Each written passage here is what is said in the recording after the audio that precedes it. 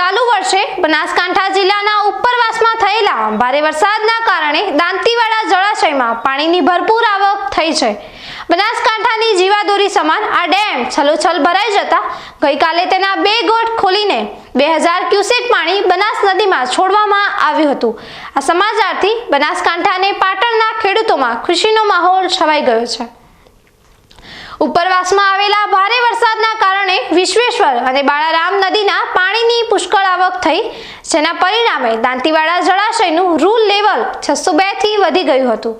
સિંચાઈ વિભાગ દ્વારા ડેમના દરવાજા ખોલીને પાણી છોડવામાં આવતા ખેડૂતોને મોટી રાહત મળી છે। છેલ્લા ઘણા સમયથી ડીસા, દાંતીવાડા, કાંકરેજ સહિતના તાલુકાઓમાં પાણીની તંગીને કારણે જમીનના તળ ખૂબ ઊંડા જઈ રહ્યા હતા। ખેડૂતોના બોરવેલ 1000 થી 1200 ફૂટ ઊંડા જતા રહ્યા હતા, જેના કારણે ખેતી કરવી મુશ્કેલ બની હતી અને પીવાના પાણીની પણ સમસ્યા ઊભી થઈ હતી। આ વર્ષે બનાસ નદીમાં પાણી વહેતું થતાં ખેડૂતોના ચહેરા પર ફરીથી ખુશી જોવા મળી રહી છે।